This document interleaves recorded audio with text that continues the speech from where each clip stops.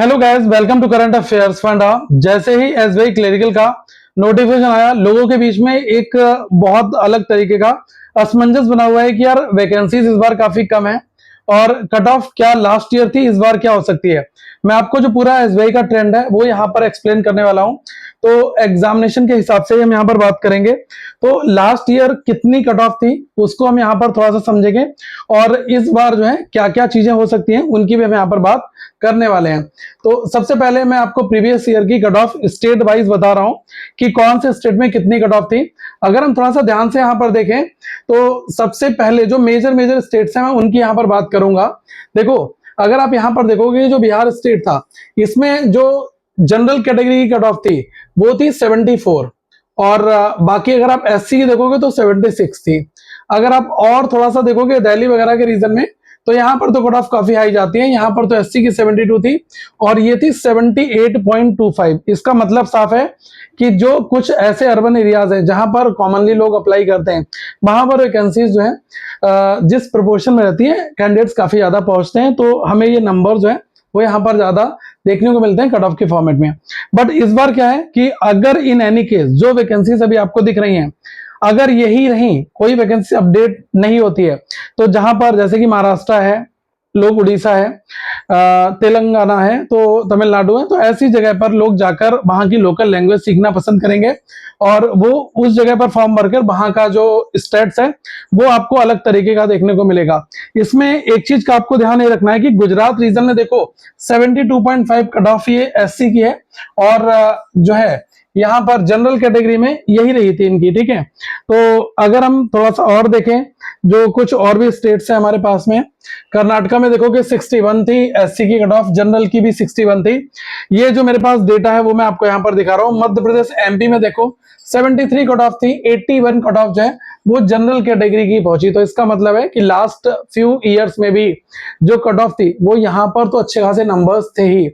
और जैसा कि आप इस बार देख रहे हो कि कुछ वैकेंसीज जो हैं वो अलग अलग जगह पर, महाराष्ट्र में अगर आप देखो लास्ट ईयर 65.5 थी और इस बार अगर आप देखो यहाँ पर काफी लोग अगर अप्लाई कर दें तो मुझे लग रहा है कि यहाँ की जो सिचुएशन है वो काफी हद तक चेंज होगी। यूपी में अगर मैं देखूं तो 72 कट ऑफ आपकी जो है एससी में थी और ये जो कट ऑफ है 79.5 ये हमारी जो है जनरल कैटेगरी में यहाँ तक रखी गई थी कट ऑफ। तो इस बार यहाँ पर वैकेंसीज बिल्कुल ना के बराबर है। अब डिपेंड करेगा कि कितने नंबर ऑफ कैंडिडेट यहाँ पर अप्लाई करने वाले हैं, क्योंकि उसी प्रोपोर्शन में जो है अब आप देखो ना कि अगर 100 वैकेंसीज हैं और 10 लाख लोग वहां पर अप्लाई करते हैं तो जो सबसे टॉप क्रीमी लेयर होगी उसको वो लोग यहाँ पर पिक करेंगे।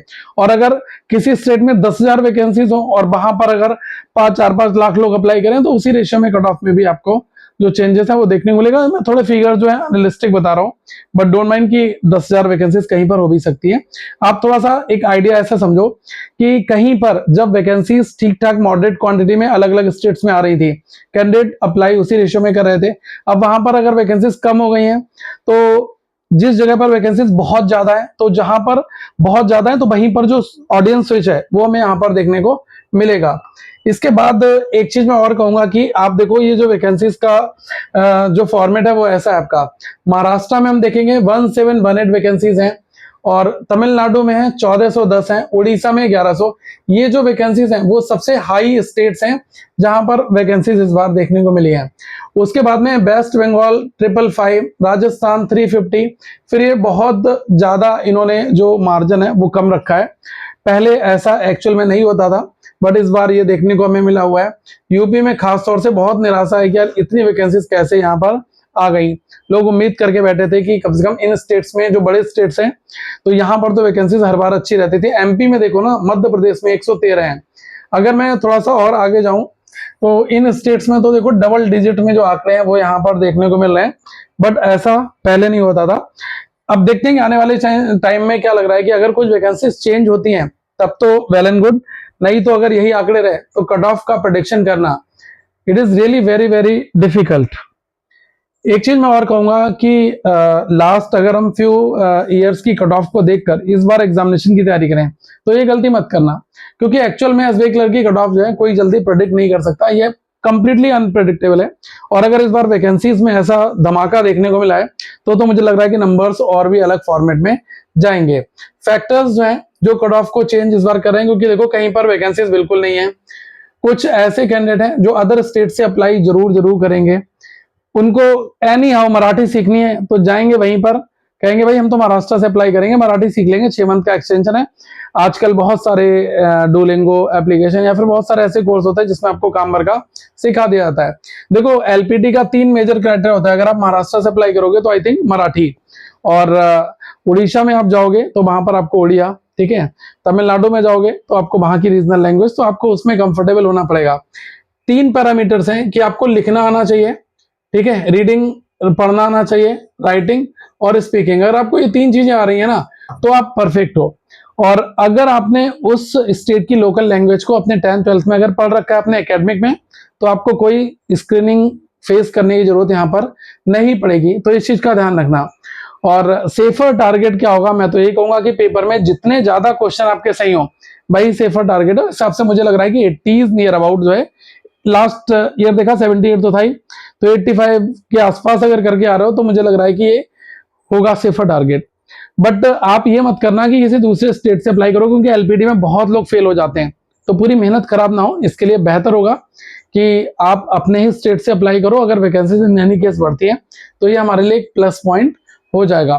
इसके अलावा और भी एग्जाम्स हैं एसबीआई क्लरिकल के अलावा, आईबीपीएस क्लरिकल पूरा, आईबीपीएस पीओ है, एसबीआई पीओ है, तो ऐसे मेजर एग्जाम्स हैं, इस पर आपको फोकस करना चाहिए।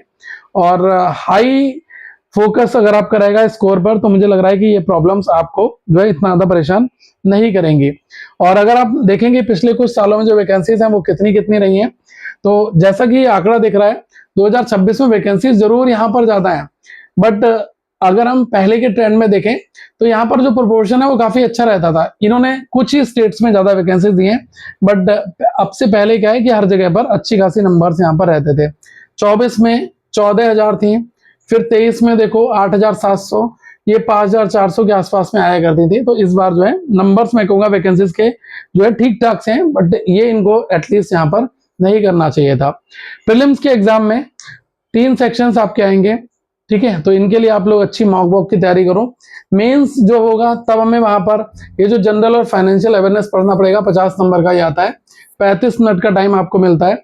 इसके लिए अभी हमने करंट अफेयर्स फंडा के एप्लीकेशन पर आपके लिए एक ऑफर निकाला हुआ है इंडिपेंडेंस का। तो इसमें हम आपको 1 साल की जो मेंबरशिप है, जो पहले 499 की आपको मिल रही थी, तो ये अब डिस्काउंटेड में केवल 349 की मिल रही है। 1 ईयर का जो है ये है। और इसमें हम आपके लिए एक बहुत एक्सक्लूसिव कंटेंट जो है वो हम ऐड करने वाले हैं। इसमें आपको 2 फोल्डर मिलेंगे, एक आपको फाइनेंशियल अवेयरनेस का अलग से मिलेगा, प्लस डेली क्रॉनिकल भी आपको मिलेगा। तो उसके ऊपर हमारी टीम काम कर रही है। बहुत जल्द ये जो पीडीएफ फाइल्स हैं वो आपको हमारे करंट अफेयर्स फंडा के एनुअल मेंबरशिप में भी देखने को मिल जाएंगी। तो ये मुझे लग रहा है कि सबसे बेस्ट ऑफर है, आप इसको एग्जीक्यूट करें और इसको यूज करें। 100% बढ़ती है। हर एक मंथ में आपको 500 एमसीक्यूज मिलते हैं, और इन 500 एमसीक्यूज की जो डिटेल्ड एक्सप्लेनेशन होती है, मुझे लग रहा है कि इससे जो है आप बहुत सारे क्वेश्चंस एग्जामिनेशन में टच कर पाओगे।